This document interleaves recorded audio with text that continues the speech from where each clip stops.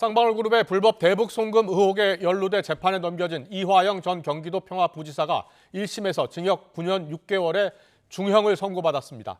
재판부는 과거 이재명 경기지사 방북과 관련해서 북한 상부에 200만 달러가 지급됐다며 죄질을 매우 무겁게 판단해야 한다고 지적했습니다. 현장에 취재기자 나가 있습니다. 유서연 기자.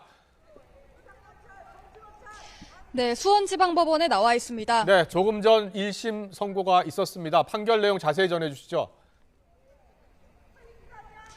네, 수원지방법원은 뇌물과 대북 송금 등 혐의로 구속 기소된 이화영 전 경기도 평화부지사에게 징역 9년 6개월을 선고했습니다. 또 벌금 2억 5천만 원이 선고됐습니다. 재판부는 과거 이재명 경기지사 방북과 관련해 북한 상부에 200만 달러가 넘어갔다며 죄질을 매우 무겁게 판단해야 한다고 지적했습니다. 또 이 전 부지사가 쌍방울이 준 법인카드와 법인 차량을 이용하고 측근에게 급여를 주게 해 정치 자금을 받은 혐의 역시 인정된다고 판단했습니다. 재판부는 다만 검찰이 공범으로 지목한 이재명 민주당 대표에 대한 구체적 판단은 내놓지 않았습니다. 재판에서는 이 전 부지사가 이 대표에게 대북 송금 사실을 보고했는지도 쟁점이 됐는데 이와 관련해 재판부는 이 전 부지사가 경기도 지사였던 이재명 대표에게 보고했는지는 이 사건과 무관하다고 말했습니다. 이 전 부지사는 당시 도지사였던 이재명 대표의 방북 비용과 경기도 스마트팜 사업비 등 800만 달러를 쌍방울이 대납하게 한 혐의로 재판에 넘겨졌습니다. 김성태 전 쌍방울그룹 회장에게서 3억 3천만 원가량의 뇌물과 불법 정치 자금을 챙긴 혐의 등도 적용됐습니다. 검찰은 남북 경제협력 사업권을 빌미로 고위직 공무원과 중견 그룹이 유착한 전형적인 정경유착 범죄라고 규정했는데요. 앞선 결심 공판에서 징역 15년과 벌금 10억 원, 추징금 3억 3천여만 원을 구형했습니다.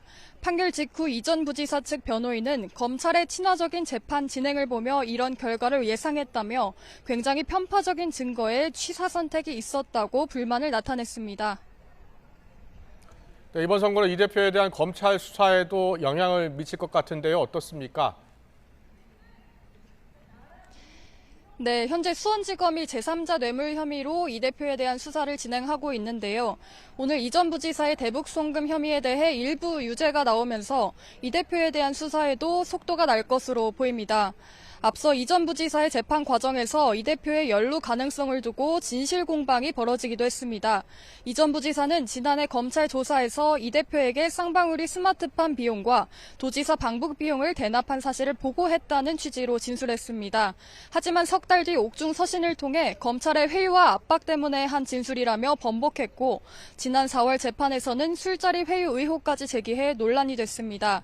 김 전 회장 등과 함께 이 대표를 엮기 위한 사실상 세미나를 하고 이 과정에서 검찰청사 안에서 술을 마시기도 했다고 주장한 겁니다. 이에 대해 검찰은 이례적으로 출정 기록과 조사실 사진까지 공개하며 사실 무근이라며 반박했습니다. 지난해 9월 검찰이 불법 대북 송금 공범 혐의 등으로 이 대표에 대한 구속영장을 청구했지만 법원이 기각하기도 했습니다. 민주당에서는 검찰이 무리해서 이 대표를 엮으려 한다고 주장하며 관련 특검법까지 발의했고 검찰은 1심 선고 직전에 특검법을 발의한 건 사법 방해 특검이라며 반발했습니다. 지금까지 수원지방법원에서 YTN 유서연입니다.